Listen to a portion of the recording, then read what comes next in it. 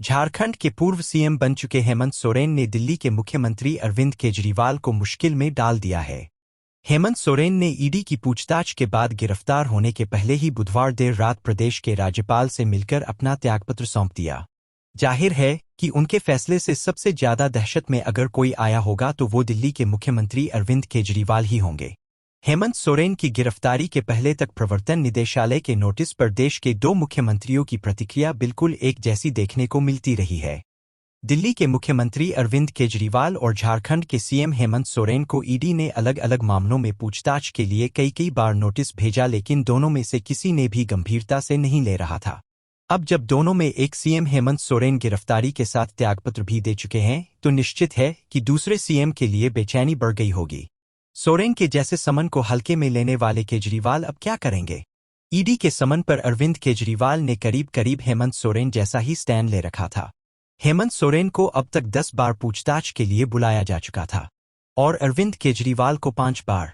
शराब घोटाले मामले में प्रवर्तन निदेशालय ने दिल्ली के मुख्यमंत्री अरविंद केजरीवाल को 31 जनवरी तक 5 बार समन भेज चुका है।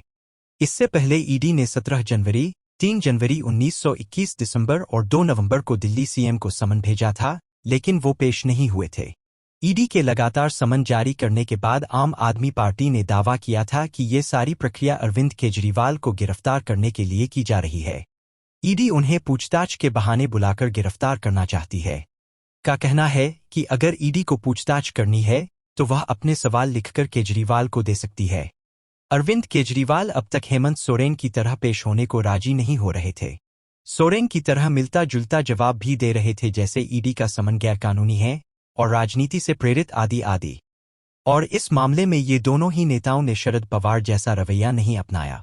शरद पवार ने तो नोटिस मिलने पर ईडी के दफ्तर जाकर पेश होने का ऐलान कर दिया था। बाद में ईडी की तरफ से शरद पवार को बोल दिया गया कि उनको दफ्तर आकर पेश होने की जरूरत नहीं है। जाहिर है कि आम जनता के मन में इस डर का मतलब कुछ और निकलता है। शायद यही कारण है कि केंद्र सरकार के इस रवैये पर न दिल्ली में हो हल्ला है और न ही झारखंड में। अन्यथा अपने प्रिय नेता के साथ इस तरह का एक्शन होने पर समर्थक मरने मारने पर उतारू हो जाते हैं। सोरेन ने जिस तरह बिना बवाल किए गिरफ्तारी दे दी, क्या अगली पेशी से पहले केजरीवाल भी रिजाइन दे देंगे या गिरफ्तारी की प्रतीक्षा करेंगे? यह सवाल लगातार बना रहेगा। कल्पना सोरेन की बजाय परिवार से बाहर का मुख्यमंत्री चुनना। राजनीतिक गलियारों में ऐसी चर्चा थी कि अरविंद केजरीवाल भी त्यागपत्र देने की स्थिति में अपनी पत्नी सुनीता केजरीवाल की ताजपोशी करवा सकते हैं। दरअसल राजनीति में कोई अपना सगा नहीं होता है। देश का इतिहास रहा है कि परिवार के किसी सदस्य को छोड़कर जब भी किसी दूसरे को सत्ता सौंपी गई, चाहे वो व्यक्ति कितना ही खास रहा हो, जल्द ही हाथ से निकल गया है। शायद यही कारण है कि क्षेत्रीय पार्टियों में अपने उत्तराधिकार के लिए खून के रिश्ते ही नजर आते हैं। बिहार में राबड़ी देवी इसका प्रत्यक्ष उदाहरण रही हैं कि जिस तरह उनको सत्ता मिली उसी तरह उन्होंने अपने परिवार को वापस सौंप दी। हेमंत सोरेन की भी यही प्लानिंग थी कि अगर रिजाइन करना पड़ा तो अपनी पत्नी कल्पना सोरेन को गद्दी सौंप देंगे, पर शायद पार्टी और परिवार में कलह को देखते हुए उन्हें अपना फैसला बदलना पड़ा। हालांकि अब हेमंत सोरेन इस बात से इनकार कर रहे हैं कि कभी उन्होंने अपनी पत्नी को मुख्यमंत्री बनाने के लिए सोचा था। शायद बीजेपी के परिवारवादी हमलों से बचने के लिए वो ऐसा कह रहे होंगे। अब अरविंद केजरीवाल के सामने दिक्कत यह आ गई है कि वो चाहकर भी अपनी पत्नी को सत्ता नहीं सौंप सकते, क्योंकि ऐसा करने पर उन पर भी परिवारवाद का आरोप लगेगा। बीजेपी उन्हें इस फैसले के लिए जबरदस्त तरीके से घेर सकती है। जेल से सरकार चलाने के फैसले पर भी पानी फेर दिया। सोरेन ने अरविंद केजरीवाल और उनकी पार्टी के नेतागण बार बार इस बात का दावा करते रहे हैं कि अगर अरविंद केजरीवाल को गिरफ्तार किया जाता है तो भी सरकार केजरीवाल ही चलाएंगे, चाहे क्यों न जेल से ही सरकार चलानी पड़े। इस मुद्दे पर आम आदमी पार्टी ने दिल्ली की जनता से सुझाव भी मांगा था कि क्या गिरफ्तार होने की दशा में मुख्यमंत्री तिहाड़ से अपनी सरकार चलाएं। हालांकि इस तरह की बातें हेमंत सोरेन भी गिरफ्तारी के पहले कह सकते थे।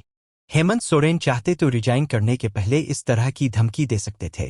कम से कम 2 से 3 दिन या 1 हफ्ते तक मीडिया की सुर्खियों में तो रहते, पर उन्होंने इस तरह के बवाल के बजाय अपने समर्थकों के बीच अपने लिए हमदर्दी जगाने के लिए एक कविता लिखकर सोशल मीडिया पर पोस्ट की। अब हेमंत सोरेन जो रास्ता अपनाया है उससे उनकी छवि एक गरिमापूर्ण आचरण वाले सीएम की बनी है। यही कारण है कि अगर अरविंद केजरीवाल अब ये कहते हैं कि वो गिरफ्तारी के बाद तिहाड़ से सरकार चलाएंगे तो उनकी तुलना हेमंत सोरेन से होनी लाजिमी होगी। दरअसल हेमंत सोरेन ने एक ऐसा स्टैंडर्ड सेट कर दिया कि उससे बाहर जाने पर अरविंद केजरीवाल को हो सकता है कि अपने समर्थकों से ही आलोचना सहना पड़े।